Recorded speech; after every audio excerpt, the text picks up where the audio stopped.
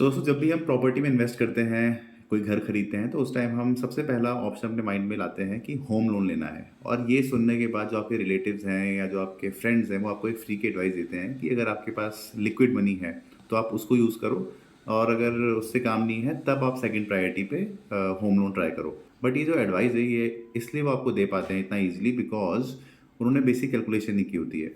मैं आपको एक बहुत छोटा एग्जांपल देता हूँ कि लेट्स सपोज कोई प्रॉपर्टी है 50 लाख की और आपके पास लिक्विड मनी 50 लाख है। उस केस में भी आपको होम लोन के लिए ही जाना है। जस्ट सिंपल कैलकुलेशन से समझते हैं। सबसे पहले आप एक डाउन पेमेंट बनाइए। 20 लाख रुपए आपने डाउन पेमेंट लिए। अब 30 लाख रुपए जो बचे हुए हैं प्रॉपर्टी के, वो आप बैंक से होम लोन लीजिए। अब जो आपका बचा हुआ 30 लाख था वो आपने होम लोन ले लिया। पूरे 50 लाख की प्रॉपर्टी आपने खरीद ली। अब जो लोग होम लोन लेने से मना करते हैं उनके लिए एक बहुत छोटी सी कैलकुलेशन है। आपने जो 30 लाख का होम लोन उठाया बैंक से, वो 20 साल के लिए लिया और उसकी ईएमआई 26,000 के आसपास जा रही थी। बट आपने 20 साल में जो इंटरेस्ट है वो 34 लाख रुपए दिया। मतलब 30 लाख आपका प्रिंसिपल था और 34 लाख रुपए आपका इंटरेस्ट था। तो दोनों को मिला के जो अमाउंट है वो बैंक को आपने 64 लाख रुपीज़ दिया 20 साल के अंदर। अब इसी चीज़ की दूसरी कैलकुलेशन करते हैं। जब आप होम लोन लेने जा रहे थे तो आपने जो आपके पास लिक्विड कैश पड़े हुए थे 30 लाख रुपए, उसको आपने इन्वेस्ट किया। 30 लाख रुपए का लिक्विड कैश था, उसको आपने घर खरीदने में नहीं लगाया और आपने उस 30 लाख रुपए को एक फंड हाउस में लगा दिया 12% के रिटर्न के साथ 20 साल के लिए। अब दोस्तों आप गैस कीजिए कि आपको 20 साल बाद कितने पैसे मिलेंगे उस पैसे से।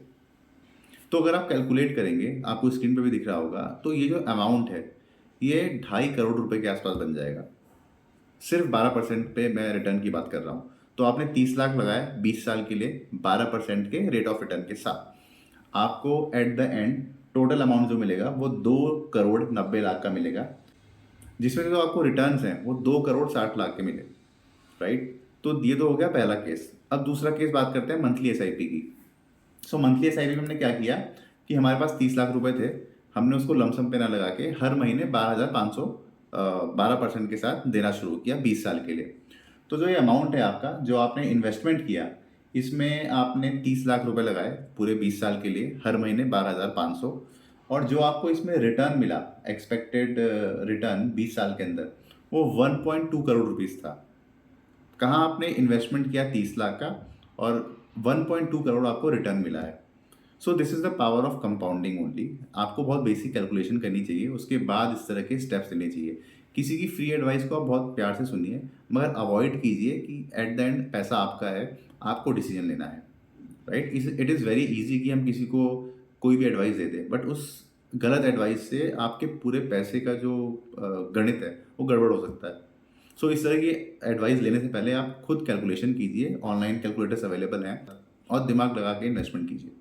अब एक और केस है जिसमें लोग बोलते हैं कि अगर आपके पास होम लोन है, आप सैलरी क्लास हैं, तो कोशिश कीजिए कि ईएमआई बढ़ा दी जाए और कहीं से पैसा आए या बोनस आए तो सबको उठा के आप होम लोन में डाल के जल्दी से अपना होम लोन क्लोज कीजिए।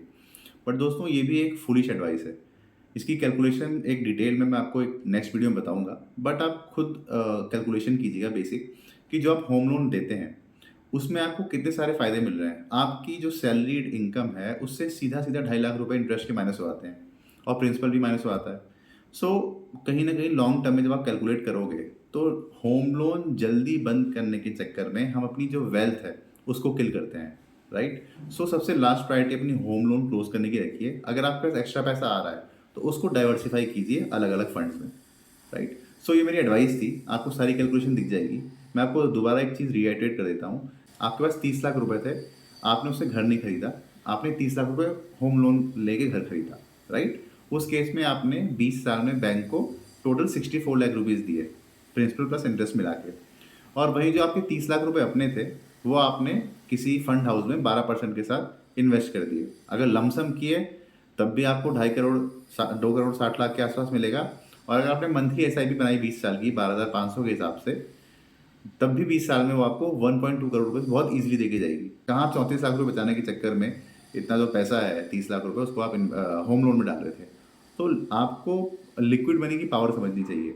जो आपके पास सप्लाई आ रही है, लिक्विड मनी आ रही है, उसको आप लोन क्लोजर में न लगा के डाइवर्सिफाइड फंड में लगाइए। अगर आपको मेरी वीडियो अच्छी लगी हो तो please like and subscribe to my channel and अगर आपकी कोई फाइनेंशियल क्वेरीज हो तो आप मेरे को डीएम कर सकते हैं, कनेक्ट कर सकते हैं मुझसे। मैं डेफिनेटली ट्राई करूँगा कि आपकी हर एक क्वेरी का आंसर दूँ। Thank you.